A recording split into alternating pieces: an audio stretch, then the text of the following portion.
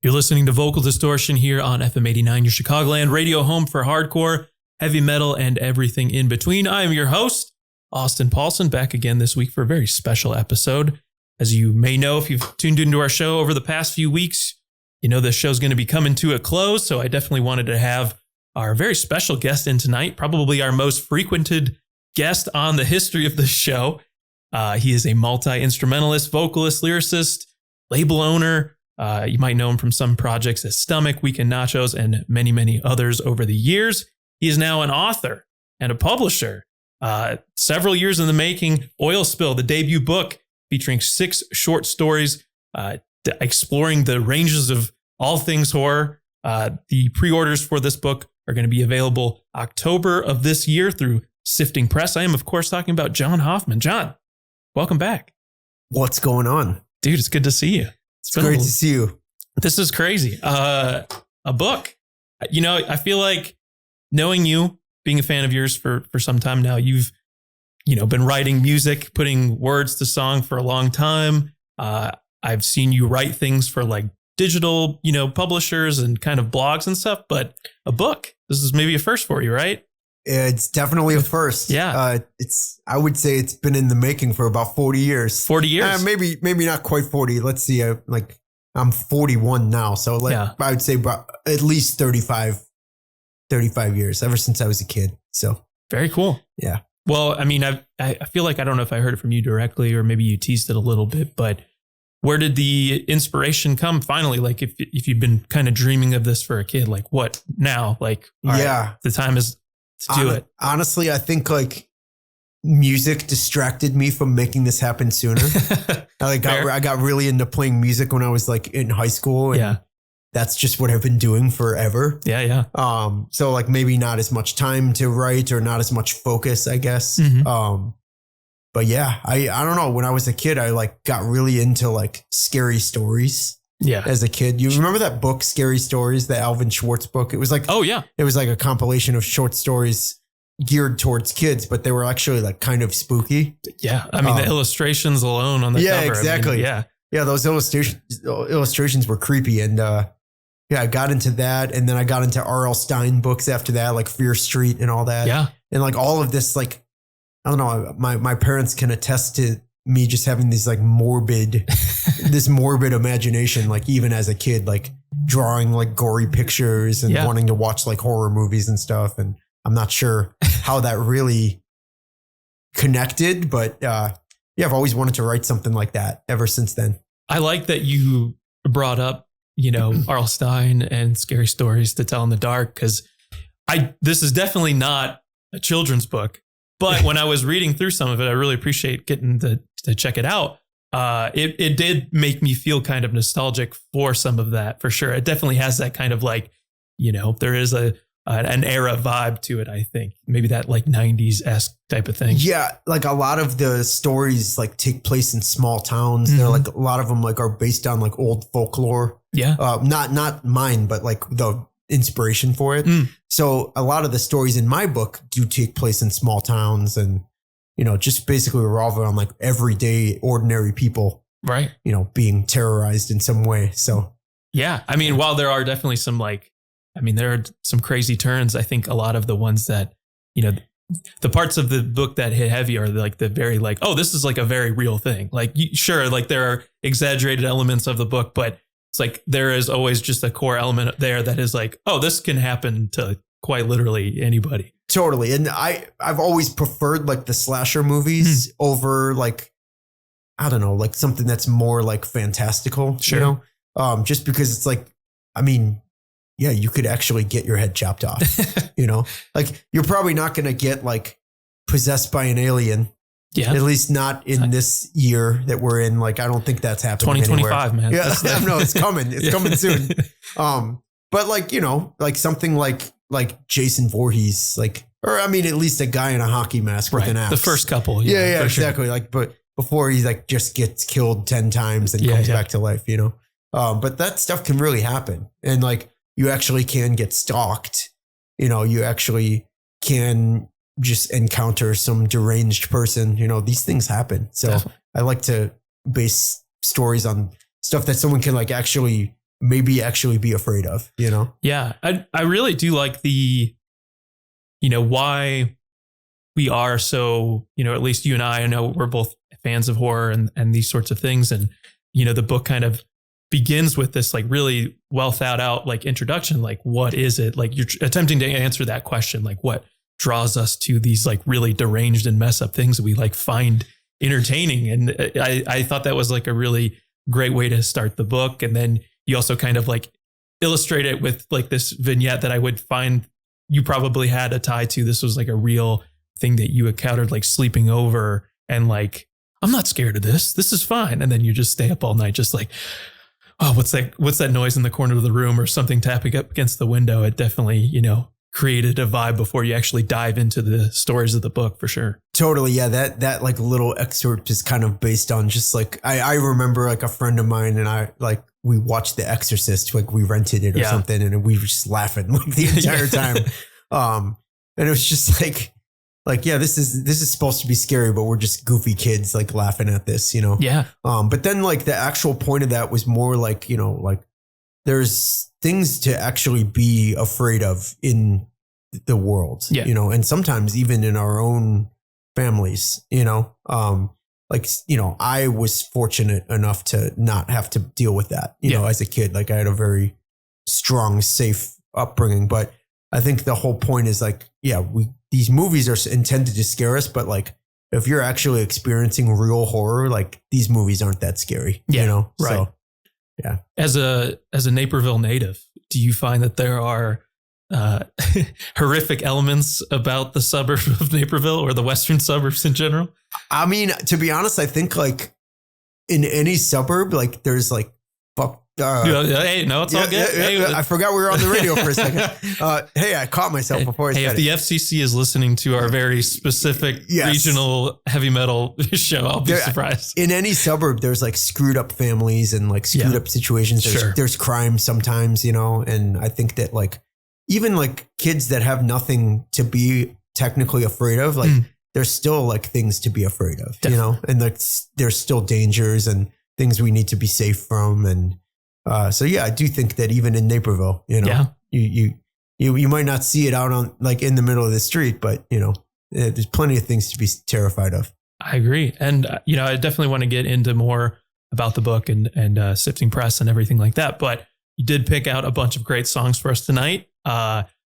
This is new for us, really, because there are a few selections I would say lean on the heavier side. I would say this is like with the exception of a few songs, like the Boston song we started out with, this sounds like college radio rock, probably from when you were maybe listening to our station or coming up in the area for sure. Like there's stuff here that's like, you know, very of that time, I think. Yeah. We got a bunch of, I specifically was just in the mood to make a playlist of all like non-punk, non-hardcore stuff.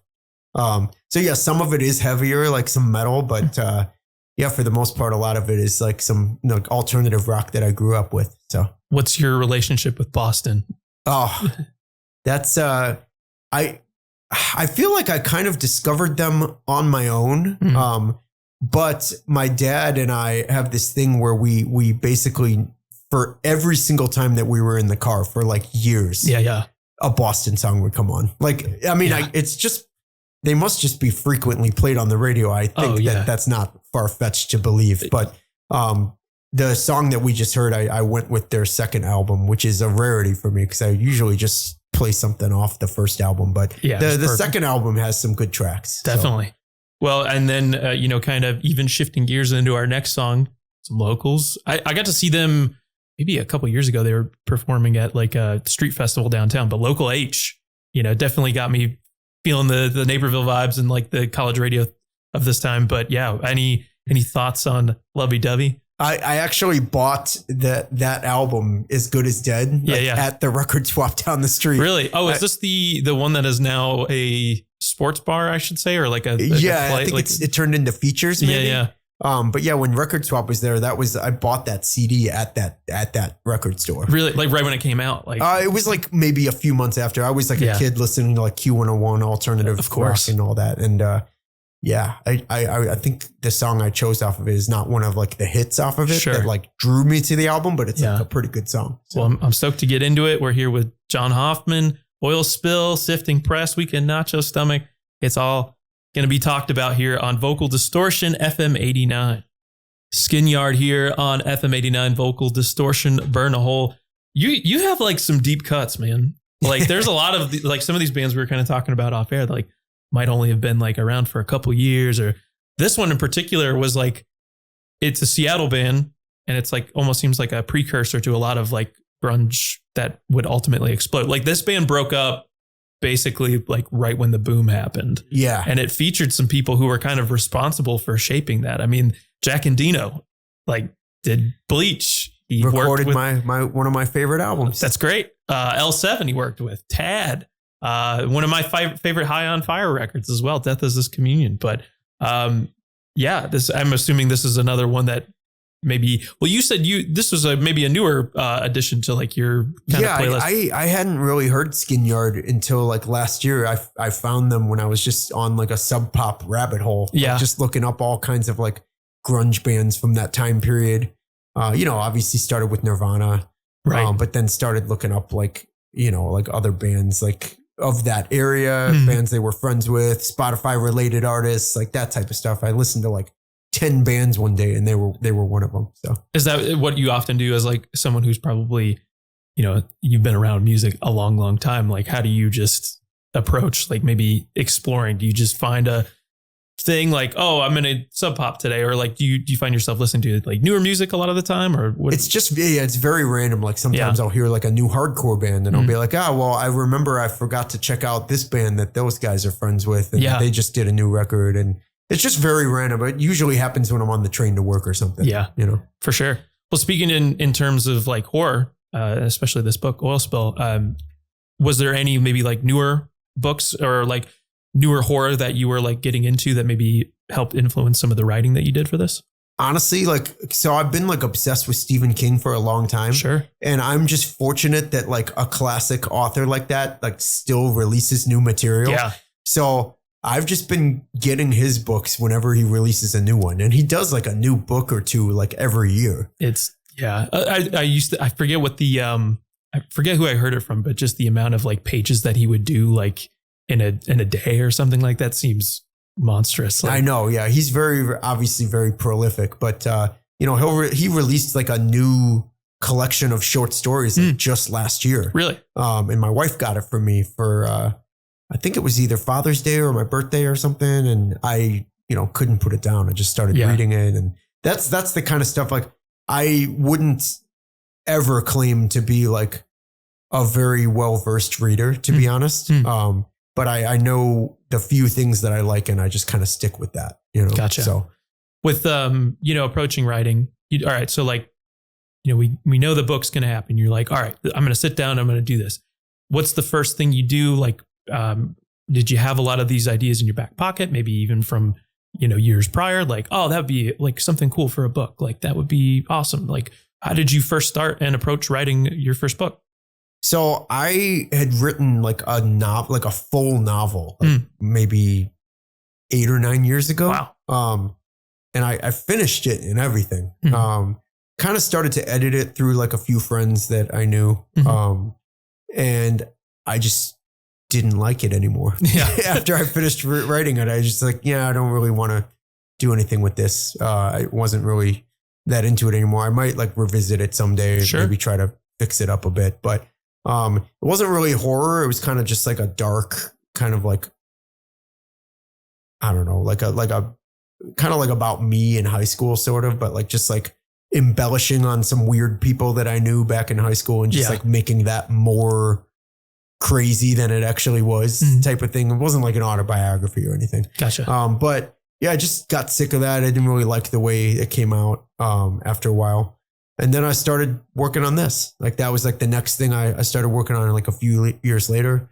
Really modeled it after Night Shift by Stephen King. It's like a collection of short stories that he released back in like, I think the 80s. Okay. Maybe 70s. I don't know. It seems like more of an 80s. I have to fact check that. Yeah. But that was like one of the first things that inspired this. So, and, much like with a lot of your other projects that you've done, you are releasing this on your own as well. Sifting Press. So yes. what is, obviously this is going to be released through this kind of small press that you've started. Do you have a partner with this as well? Or like, no, not at the moment. Okay. Gotcha. Yeah. There's somebody that I've been talking about maybe partnering up with, but that's still on the back burner kind of. But it as of right now, it's just me. That's awesome. So, and it speaks to like all the other projects, with like Bad Teeth and, even Last Shred of Hope. It's like, if I want to do something, I'm just going to do it myself. And that's just the way it's going to be. Yeah. I mean, that honestly comes from just like not having the patience or the stamina to like impress others. Yeah. I don't have the patience for that. Yeah. I did send this idea out to a few different publishers and, got hit with some rejections, and not like saying that as like a sob story or anything, but just, I'm not set up to play that game. Yeah. That's just, some people can do that. Some people can go out and like shop themselves around. That's just like, I don't have the brain capacity for that. Yeah. So it doesn't take long, but I get sick of that very fast. And I think like, okay, well, why not just do things the way I've always done it? Yeah. And just go right back to doing it myself. So. Well, and that's cool. And, obviously this first release is going to be horror. It's going to be in that world. Is there an overall goal? Do you want to maybe branch out? Like what do you hope to release through this new creative outlet? I would like to kind of focus on like musicians, like bands that I know who like might want to have writing as like an outlet. I'm already thinking about like some people that I know like do write in their spare time and just offering like, hey, like if you have something, I'd like to read it and see if it'd be something I would want to release on this. Yeah. Keep it small, not going to be like thousands of these out there, at least not yet, So yeah, just small press. And I would ideally like to release stuff by other people. Right now that my focus is just this one thing, push it as much as I can, and then think about that later. I definitely like, I commend you for that, because writing is so dang hard. I think it's more so hard to get started. In my brain, a lot of the time, just to interject myself for a second, it was like, I always feel like I need to, it's not perfect right away. Like if I don't feel it, like I'm just not gonna, I'm not gonna want to mess with it anymore. So, coming out on the other side of this, what did you learn from it? What sorts of things would you maybe even want to include in something that your next project or maybe your next book? Going back a bit, like it's funny you mention how hard it is. Yeah. Because when it comes to music, like I don't even have the same like perfectionist mentality. I think like, okay, I've got this crappy riff. I'm going to record it, right, and some people will like it. It's good enough. Yeah. The punk mindset is like, it's good enough. Yeah, sure. Who cares, right? But with this, it's like terrifying because it's like I'm going into this world where I know nobody. Right. Nobody knows me. And it's just like, I gotta make this good, Yeah. Or just for myself, So yeah. It could be very, obviously this is, fiction, but it's a personal thing. And then like you're putting yourself out there in a way that you quite literally never have before. And that in itself is scarier than anything in this book. I will say that. But I would say once you find that groove, like there is really, I'd imagine it's like playing on stage. I feel like once you find that groove of like writing and you're like having fun with it, I don't think there's anything quite better than that, honestly. No. And that's what I've unlocked with music. And hopefully someday I'll be talking to you years from now or whatever. And I'll be like, I feel comfortable writing now, you know, but it's kind of like still this unknown world. But yeah, I have an idea for like another book that I want to pursue. It's been hard to focus on that just because I'm so anxious about getting this out. Yeah. So it's like I've written a little bit since I finished this, but not a whole lot. And I know that the second this comes out, I'll just be moving right on to the next thing. What outside of like actually writing it, what have been the biggest challenges as far as getting it out there? Finding the time to like mentally focus on just doing anything. Yeah. Besides, caring for my daughter. Yeah. Trying to make sure my house isn't entirely filthy, that in itself just takes up 99.9% of my brain capacity. So the very little that is left goes into like pursuing this. Right. So if I can pull it off, it'll be honestly more impressive than the writing itself. Yeah. I guarantee it. Well, and you've always, you've had a hand in like layouts and designs and stuff like that. So I'd imagine that came fairly easy as far as like, making a book and kind of designing the. So I got to give credit to my editor, Glenn, for that. We both worked on the concept together and whatnot, but like he really just, in addition to editing the book, like did a bunch of extra stuff just as like a friend of mine and like helped me craft the artwork. Like he basically is responsible for the layout. And I mean, he's like the one that has been helping me do all the logistics with this. So I got to give it out to him. I don't know if he's listening or not, but yeah, shout out to Glenn. Shout out Glenn. Yeah.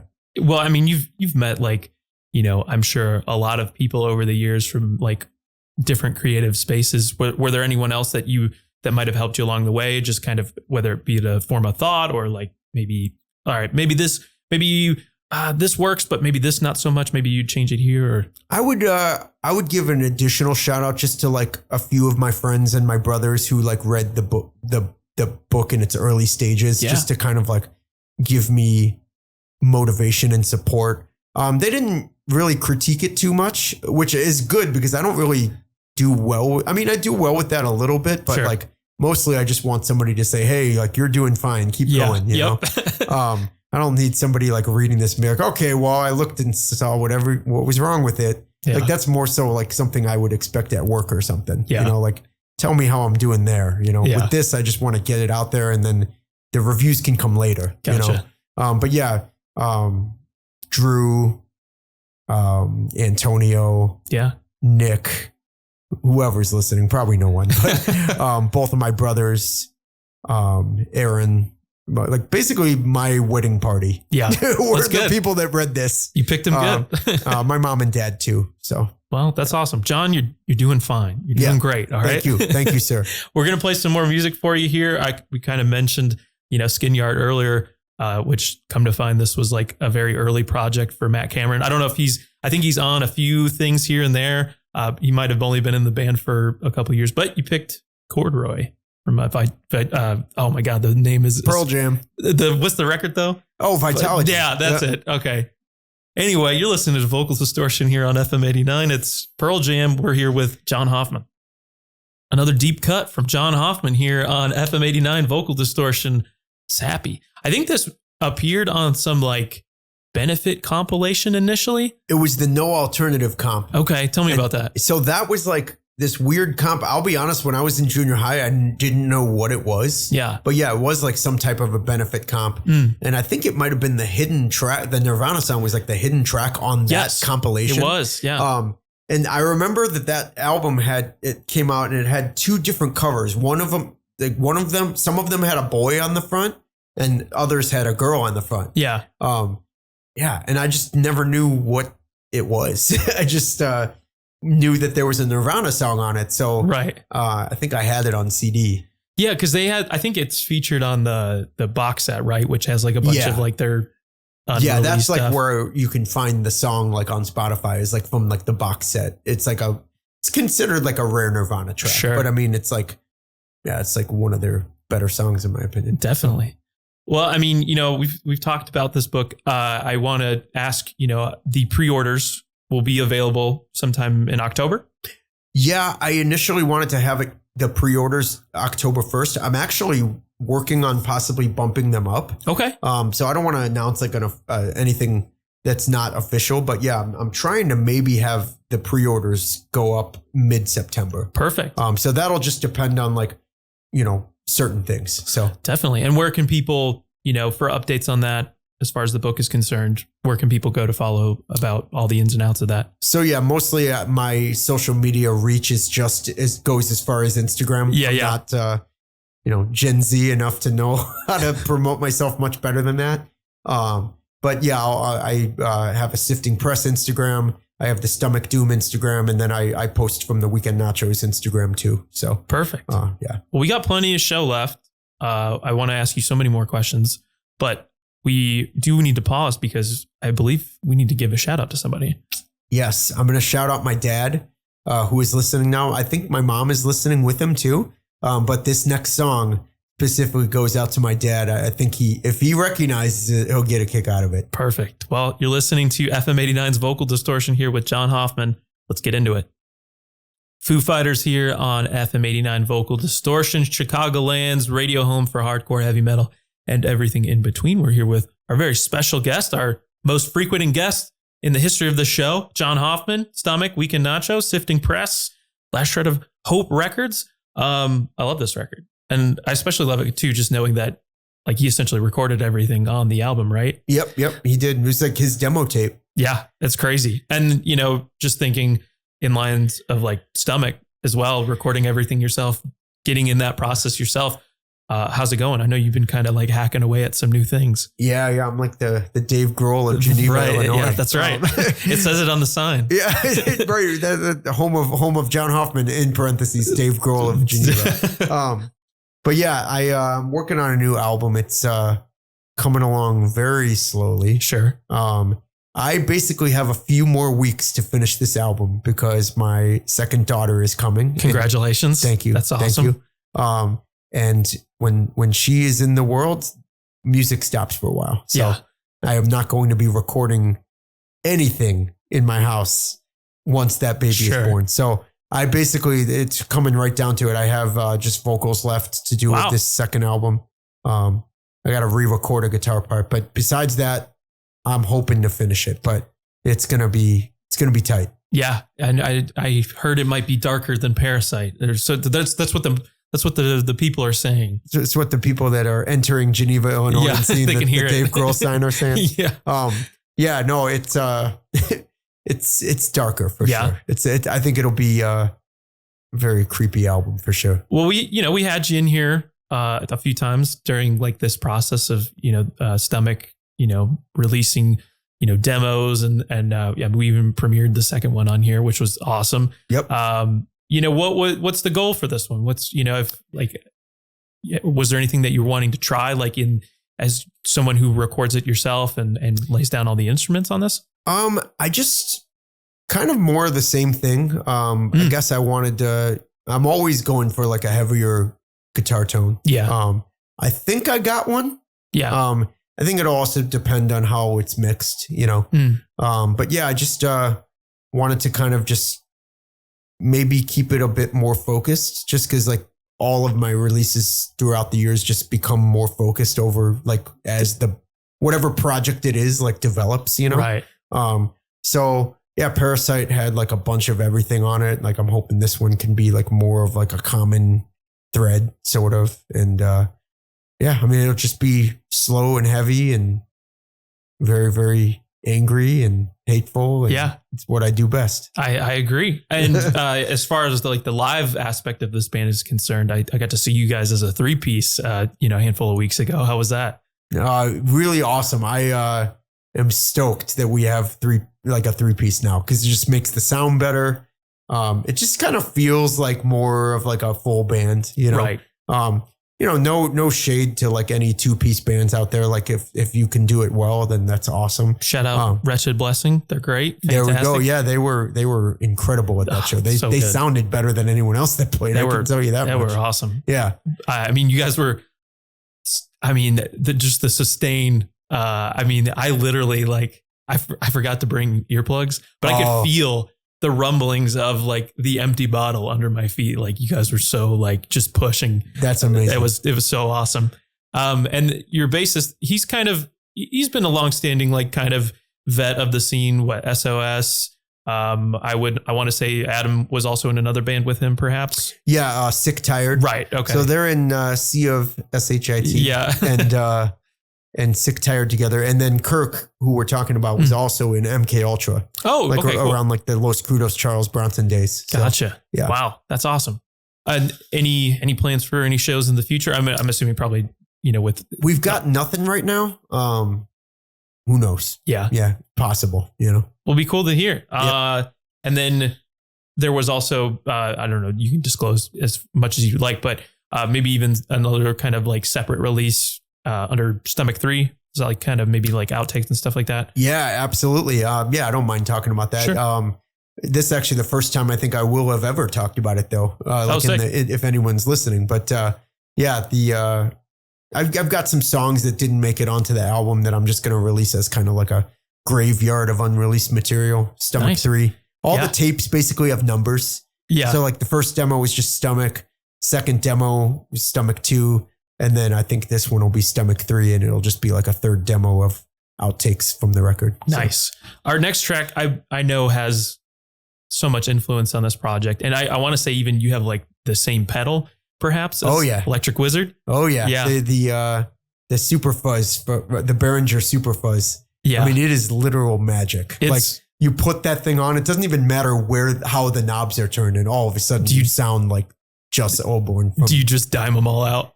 Dude, I'm telling you, when I turn this pedal on, it's like all of a sudden I'm like, yeah, I'm like the greatest guitar player in the whole world. Those things are so great. And I have their version of like the HM2, and just for $20, mine was like $20. I know. Like crazy how awesome they sell. I think it's the Super Fuzz is normally $30, but I got it on sale at Sweetwater for $15. And boutique pedals are cool. Like those sound great, but it is crazy that you could kind of achieve the sound you're looking for like $30. That's insane. It's unbelievable. And I even like Adam uses it when we play live, and it's just like, he's like, yeah, this is the pedal. Like this is like, I mean, it's the greatest pedal. Yeah. Like there's all kinds of cool pedals out there. Like this is the one that I love it. Perfect. Yeah. Well, and before we get into the song, Electric Wizard, I feel like certainly people in our circles talk about them quite a bit, but what makes this band important? Why should people listen to Electric Wizard? Like what makes Electric Wizard important? Well, yeah. Oh yeah. I mean, they are the greatest bands to ever play. They're okay. So the record that this is off of, Dope Throne, is like the most sickeningly heavy, like messed up sounding thing that exists, I think. I agree. Yeah. Well, let's do it. Let's do Barbarian. It's Electric Wizard here on FM89 Vocal Distortion. Big riffs. It's Vocal Distortion here on FM89. Some really big riffs from Fu Manchu, Godzilla. I love a cover like this where it's like and I don't know, maybe there's maybe a couple different camps that you could go with this, but a good cover to me is like maybe staying true to the song, but just sounding like the band did it. Like it sounds exactly like, the version that Blue Oyster Cult essentially did, but just like pushing those amplifiers. Like you feel the tubes. It's like, it's like a little slower too. I mean, it's considerably slower, but it's like, it's true to the original. It's basically like, they didn't really change much. Like all the riffs are the same. Yep. But it's just like the distortion and the heaviness is turned up to like 7,000. It's perfect. It's crazy. Do you have like maybe a cover of a song that you feel like you go to more than the original, or maybe one that you feel like is even better than the original song? The first thing that came to mind, because I'm sure there's other examples. Yeah. Well, this one for sure. Yeah. I mean, I like the original by Blue Oyster Cult, but I like, the Fu Manchu version more, I think. Yeah. But Typo Negative's version of Summer Breeze that by is Seals very and cool. Crofts. Yeah. I like it better than the original Seals and Crofts. Yeah, song. for sure. I mean, I'm a big Neil Young fan, but sometimes I like, go into his version of or their version of Cinnamon Girl. Yeah, Typo Negatives. Yeah. Totally. Approaching, some songs like In the Garage or like Tired of Sex, like, you guys stay pretty true to those cover versions of that. I mean, we thought it would be funny in true Nachos fashion. Like Weekend Nachos thought it would be funny to like literally try to replicate it. Is it Andy doing the vocals? Yep, it's Andy singing. They sound like he's almost like on the nose. Like he can actually sing. Like he's always been able to actually sing. So we thought it'd be funny to have him do it. It's him singing. So where did you fall in? Did you play like an instrument on that cover? Yeah, I actually played drums on the recording. Really? Yeah. I didn't know that. Just because like, we just thought it would be cool to switch and, switch some things around. And I actually played to the Weezer song. I had it in my headphones. Really? And I used that as my click track just so it would be the exact same speed as the song.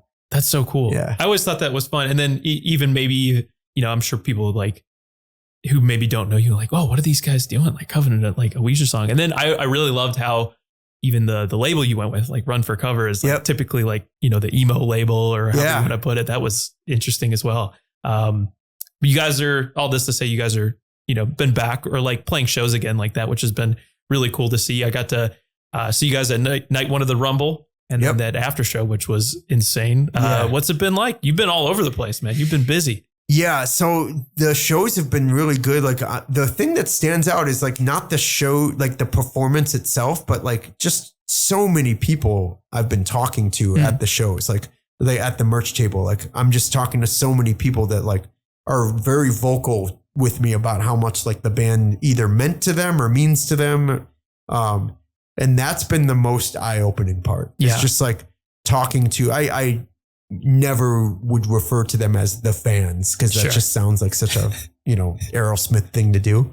But I mean, the people that come to support us and love the band, like it's been unbelievable, like talking to them and like feeling like that people actually care about this band. Cause I mean, we had that back in our first run, but like, it just, I don't know. It's just crazy to me. I'll never understand doing something that this many people seem to care about. Like it just doesn't register to me. It's awesome. And there's clearly like, even just going to those few shows where you have people who are clearly been a fan for a long time. And then, you've been playing with a lot of newer bands as well. Any standouts, any things that, surprised you maybe out on like some of these festival dates, like Sound and Fury or, such like that? I will give a shout out to Scalp from Orange County.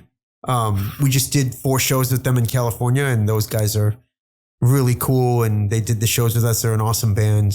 Their record from last year was like, I think it's like Black Tar. Yeah. One of my like favorite. It's like 13 minutes long or something like that. But dude, it's like straight up kill people music. Yeah. Like it's like so intense. Yeah. For sure. I love, you guys have been, maybe not like a full on record, but you recently kind of put together this package. I definitely wanted to bring up as well. Yeah, we just got copies of it. We're going to have them in Denver when we play there in a few weeks. It's like basically anything that wasn't on a full length compiled into 2 records, right? Yep. It's a double LP. Anything that wasn't on an actual album, like a full length album, we put it all together and it's even got some live stuff on there. That's cool. Yeah, it's honestly a pretty cool thing. How did you because like the live, like Fluff Fest. That's for sure. Exactly right. Yeah. And it took us a long time to put this together. I didn't do the layout for like 2 years or something. Yeah. And finally I just sat down and did it. So this thing has been like in the making for a long time. Really? Yeah. I think I haven't even seen a physical copy of it yet. I will when we go to Denver because we'll have them. But yeah, I think it came out really, really cool. I think it's definitely a really, like, it will not be a wasteful purchase for anybody. I think it'll be really cool. No, and some of that stuff can be, some of the older stuff I'm sure can be hard to find. So it's like for someone to have a physical copy of, let's say, like, I don't know, like is the demo on that? The demo's on there. Right. The Torture EP, which is like out of print, is on there. There's plenty of stuff that you can stream, but honestly, some stuff on there is literally not even anywhere. That's awesome. Like there's like some outtakes from the Lack of Interest split that are not streaming. They're not even on YouTube. Like they've literally in no format come out at all until this. So you guys, I think I own it, but it is like maybe back in the day, a similar thing would be you released it was 2 records on one thing. It was like a very Kiss thing. 2 things at once. Yeah. That was inspired by the Descendants because they did a 2 things at once. It was like Milo Goes to College and like one of their earlier 7 inches, the Fat EP. Gotcha. That's where that came from. But yeah, it was the Bleed EP and the Torture EP. That's right. So 1 slow record, 1 fast record. Yeah. Where can people find that? You said you'd be having it on shows, but so we'll have it at our shows from now on. I'm guessing that like Rev HQ will probably pick some up. Rotten to the Core is a distro that I know will have it. The guy that released it does a French label, Bones Brigade Records, so it'll be released a lot of places in Europe. But as far as the US, like I'm sure We'll have to see where it's available. So Awesome. Well, let's get back into some more music, some locals even. Going from riffs. This band has riffs, but this is maybe like a little bit more of a somber track. Space Boy. Are you Wait, who is it? Smashing Pumpkins. Oh, yeah, of course. Are you more of a Siamese? I'm assuming you're more of a Siamese Dream type of person. I think that's like... I'm definitely, Siamese Dream is like my for sure. I think, sometimes with those double albums, they can get it gets away from you a little bit, but this is just the Melancholy is like the last thing by Smashing Pumpkins that I like loved. Right. Anything after, I don't even really like Adore, to be honest. Okay. That's where like after Melancholy, it stops for me, which is like kind of like when I started to get into like punk and hardcore and not really like, that was where my like alternative rock era ended for me as a kid. Yeah. But yeah, Siamese Dream is like the GOAT. Yeah. Actually, when we were on tour in Florida recently, somebody had an original LP of that at the record store we went to. Yeah. And I asked if I could buy it. And he said that it would be around $150. And I was like this close to actually buying it. Yeah. And then he was like, but it's my copy. So I am not going to sell it to you. Why like, even? I know. I was like, oh, come on. But I never buy records. So this would have been like a rare, like expensive purchase for me. Yeah. But yeah, well, let's hear a little bit of it. It's the Smashing Pumpkins. You're listening to FM89 Vocal Distortion with John Hoffman. Soundgarden here on FM89 Vocal Distortion. Blow up the outside world. Man, I've loved your playlist all night. It's great. It's very, like I said earlier, very college radio of maybe a different era, but I'm glad that we're able to. It's a college radio station. This is true. And I really appreciate that you've, definitely made some appearances on our radio station over the years of doing this show. You were literally the first person that I ever interviewed for the show. So that was so cool. I remember that. And I have so much history with this place. Right. Me and my dad came here when I played with my first band. Yeah. Right next door. Right. Yep. From 12 a.m. to 4 a.m. That's when that show crazy. Was. Back in the day, 97. No, 98. 97 or 98. Yeah. Like right in that transition from 97 to 98. And really hearing a lot of like what's changed in this area over the years. It's so cool that like at least something like this still exists and still gets to play the style of incredible. music. I'm so every time I come here, I'm like, it's just, I like authentic old stuff. Sure. Like I like when businesses stay open, like places that remind me of like a different time. Like I like the classic stuff. And this is like a classic radio station because of that. With the book, you had mentioned a bookstore too that I don't know if was there a bookstore locally to here that you were Anderson's? Yeah. That was like it's still there. Yeah. It's like a mom and pop place. So nice. Yeah. It's Naperville, man. Yeah. I love Naperville. With the book, like we said, for sure, pre-orders in October, potentially sooner. Correct. Yeah. At the latest, I'm going for like October 1st or something like that. Yeah. Whatever like the Tuesday, Wednesday, or Thursday is to start out October, because that's usually when I do like a launch. Definitely. But yeah, if I can do mid-September, that would be ideal too. So we'll see. Perfect. People will definitely like it. I love it. Like I said, it is not a children's book, but it got me very nostalgic for some of the stuff that I remember getting into as a kid. And it is, there are bleak moments. There are definitely horrific moments, but I think if you are a fan of the kinds of horror that, we've talked about on this show, like if you're into like heavy music, there's definitely a crossover there. I think people will definitely enjoy this book and definitely want to check it out for sure. Thank you. I appreciate you checking it out. Oh, thanks for sharing it. Yeah. Sifting Press. Follow them on Instagram, follow Stomach Doom, follow Weekend Nachos. I know you got a couple shows coming up as well. You are heading out to Denver very soon. Yeah. The 30th, we have a show in Denver with Primitive Man and Uko's Hammer. Yeah. Shout out Uko's Hammer. Saturday, September 7th, the Full Terror Assault in Cave in Rock, Illinois. Yep. That's going to be cool. Kind of local Pains is going to be playing, Suffocation, Gate Creeper, Go Whore. And then maybe a little later this year, you're going to be doing a Flyover Fest in Tulsa. Yep. We got added to that. I'm pretty excited. Yeah. Crazy stuff, man. That's awesome. Again, I really cannot thank you for all the support and making this show so special. It's been such a pleasure to have you included in this. And, we got one more. We got one more next week. So you're listening, tune into that. Maybe the last time I do radio ever, but you can always follow us at Riff Worship Pod. We're going to continue to do the podcast once the show's done. Facebook, Instagram, Twitter. We got an episode dropping this Wednesday wherever you enjoy podcasts, whether it be Spotify, Apple Music, or YouTube. We're going to end on another kind of an older one here as well. Plowed. Yeah. What can you tell me about Sponge? Well, Sponge, I always liked the album cover that this song is off of, because it had the candy corn on the face. Like, right. And it was just like kind of like an iconic like 90s album cover for me. I want to say that maybe my dad had that album. Maybe not, but I definitely like got, first heard Sponge around the time when my dad was like, into Pearl Jam and Nirvana. And like, I want to say this record came out in like 93 or 94 maybe.